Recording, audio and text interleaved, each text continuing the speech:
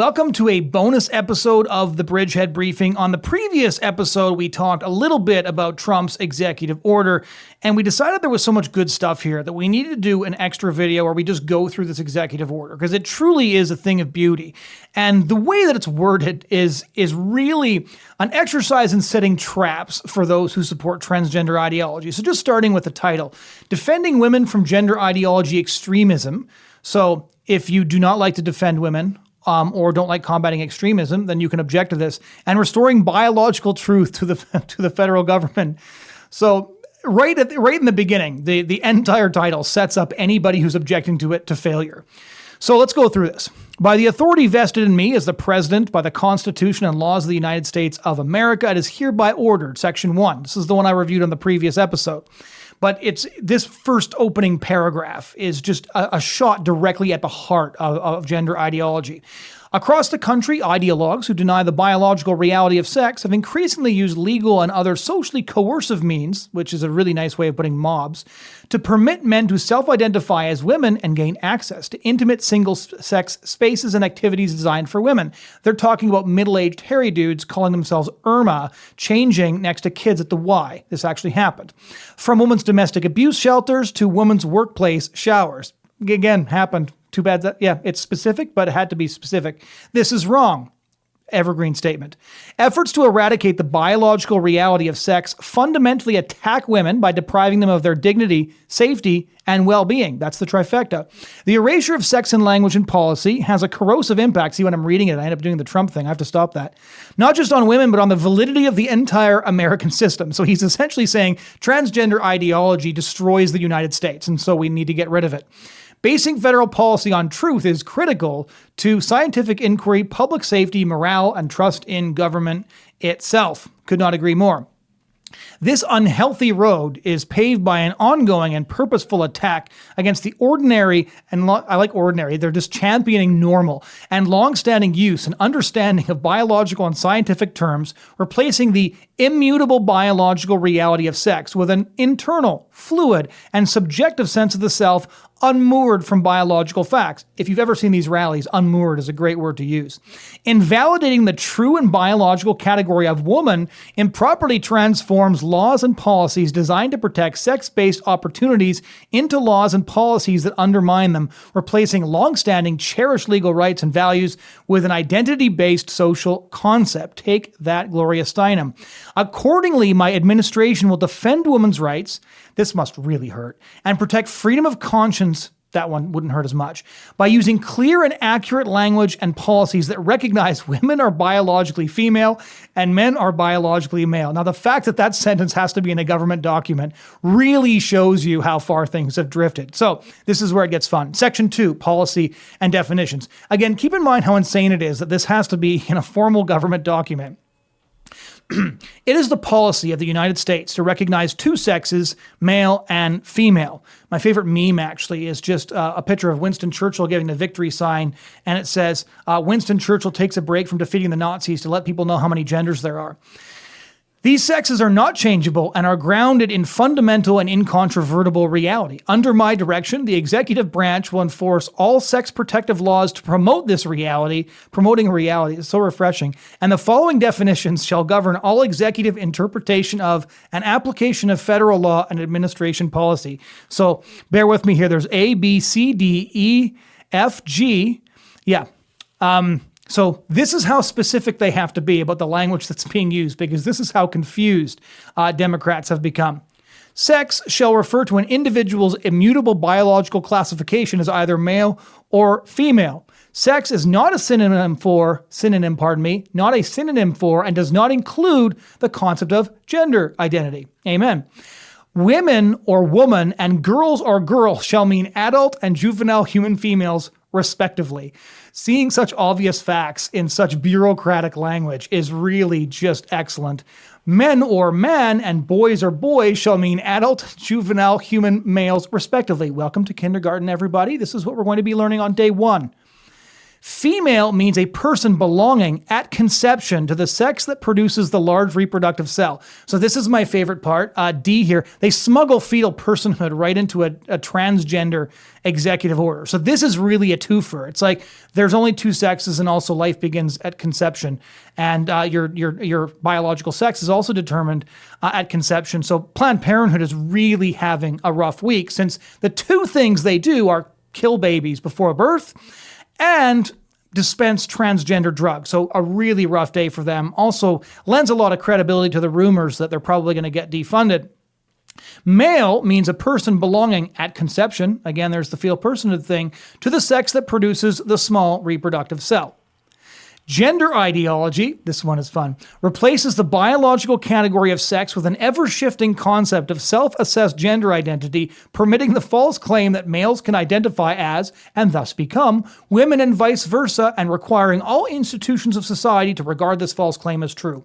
Gender ideology includes the idea that there is a vast spectrum of genders that are disconnected from one sex. Gender ideology is internally inconsistent in that it diminishes sex as an identifiable or useful category, but nevertheless maintains that it is possible for a person to be born in the wrong sexed body. Please donate to my GoFundMe underneath, where I'm going to try to get David Attenborough to read through this, because a science lesson from David Attenborough would be just perfect. I can't do the accent, and I won't inflict that on anybody. Section 3, recognizing women are biologically distinct from men. Another exercise in stating the once obvious. A, within 30 days of the date of this order, the Secretary of Health and Human Services, who is now a sane person, shall provide to the U.S. government, external partners, and the public clear guidance expanding on the sex-based definition set forth in this order. So there's going to be more stuff. B, each agency and all federal employees shall enforce laws governing sex-based rights, protections, and opportunities and accommodations to protect men and women as biologically distinct sexes. How great would it be to hear David Attenborough read this? Each agency should therefore give the terms sex, male, female, men, women, boys, and girls the meaning set forth in Section 2 of this order when interpreting or applying statutes, regulations, or guidance, and in all other official agency business documents and communications. And the recently sworn-in Secretary of State, Marco Rubio, actually just announced that they wouldn't be accepting passport applications with X, so male, female, X, meaning I'm confused, or one of the other 72. C, when administering or enforcing sex-based distinctions, every agency and all federal employees acting in an official capacity on behalf of their agency shall use the term sex and not gender in all applicable federal policies and documents. D, I actually think Project 2025 wrote this document. There is no way that this document was written by just a couple of average MAGA activists. This is incredibly comprehensive, and whoever wrote it was onboarding a ton of expertise, because they are rooting out every individual bit of transgender ideology to the greatest extent possible in an executive order. The Secretaries of State and Homeland Security and the Director of the Office of Personnel Management shall implement changes to require that government-issued identification documents, including passports, visas, and global entry cards, accurately reflect the holder's sex as defined under Section 2 of this order, which we've all read together, and the Director of the Office of Personnel Management shall ensure that applicable personnel records accurately report federal employees' sex as defined by Section 2 of this order. That is bureaucratic language for saying it was really fun to play make-believe for a bit, but the adults are back in charge, and we now actually have to behave like reality exists. E, agencies shall remove all statements, policies, regulations, forms, communications, or other internal and external messages that promote or otherwise inculcate gender ideology, and shall cease issuing such statements, policies, regulations, forms, communications, or other messages. Agency forms that require an individual's sex shall list male or female and shall not even request gender identity. I added even.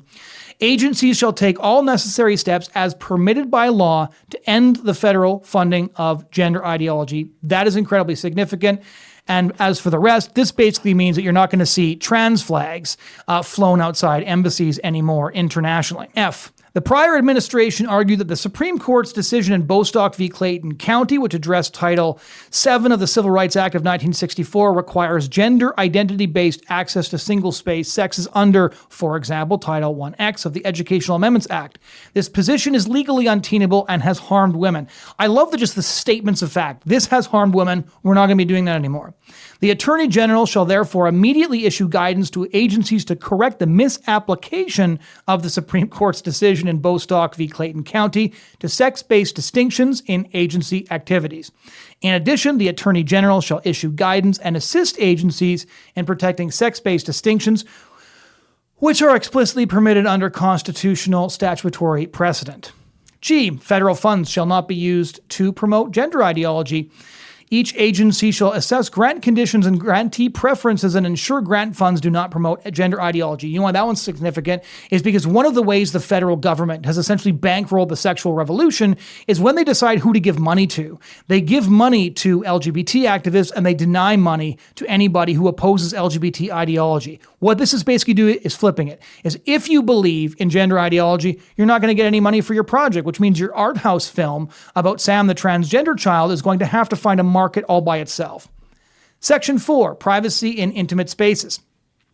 The Attorney General and Secretary of Homeland Security shall ensure that males are not detained, notice not transgender women, in women's prisons or housed in women's detention centers, including through amendment as necessary of Part 115.41 of Title 28 Code of Federal Regulations and Interpretation Guidance regarding the Americans with Disabilities Act. See, this thing was written probably over weeks, and it was written long before he signed it on the first evening of his presidency.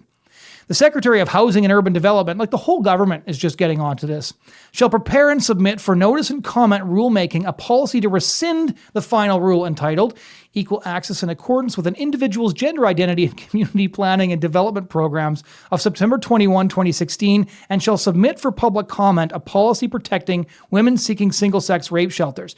So what they've also done in this executive order is they had people go through all of the federal Leviathan, identify the documents where gender ideology was creeping in, are citing those documents specifically, and then counteracting any orders that support gender ideology.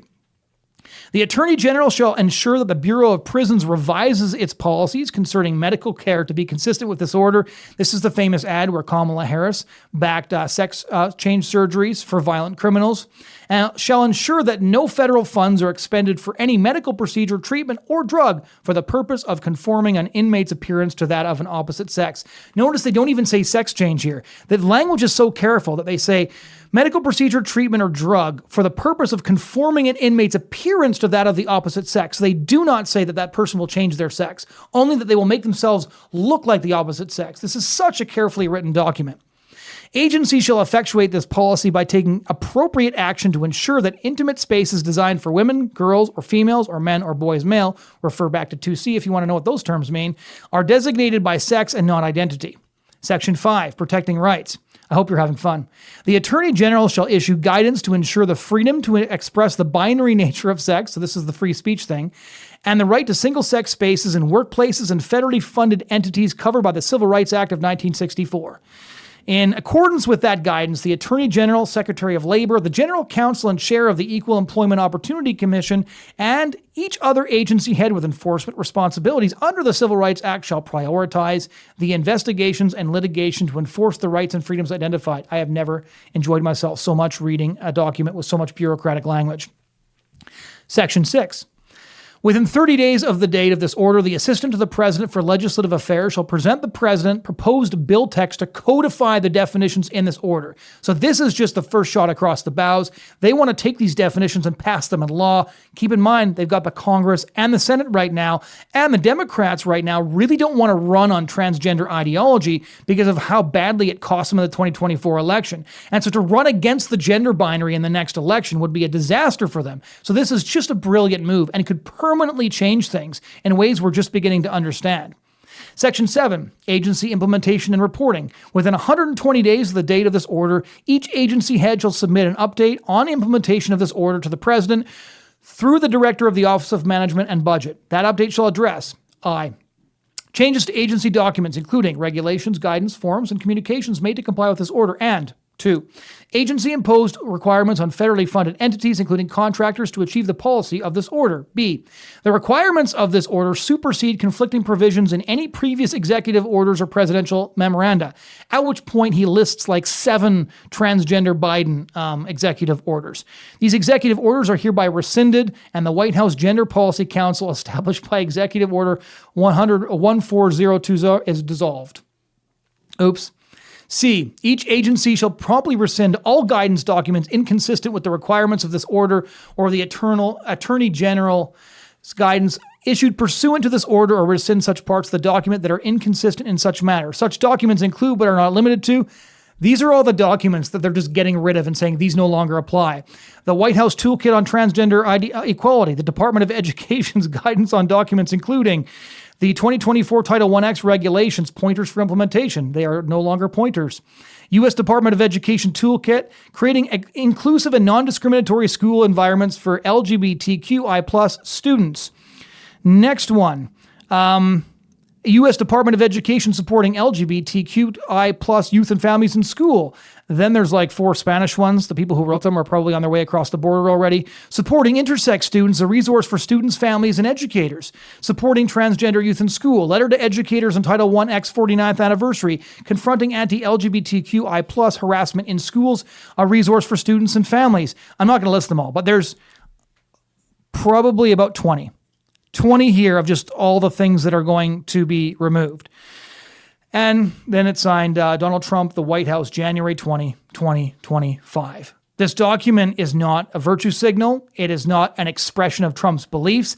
It is a strategy document that lays out who's going to be doing what, when it needs to be done, why, when the legislation needs to be presented, and who the people doing it need to report to, and who they need to report to. This is the most thorough repudiation of transgender ideology we have ever seen, and I hope you all enjoyed it as much as I did. Thank you so much for joining the Bridgehead this week. We hope you found it helpful, as always. If you enjoyed it, please do like the video, share it around, subscribe, tell your friends to subscribe, leave a comment. You can heckle or harass me in the comments. And if you have some ideas of subjects you really think that we should be covering, you can drop those too. Otherwise, you can find us wherever you get your podcast content. Thanks so much for listening.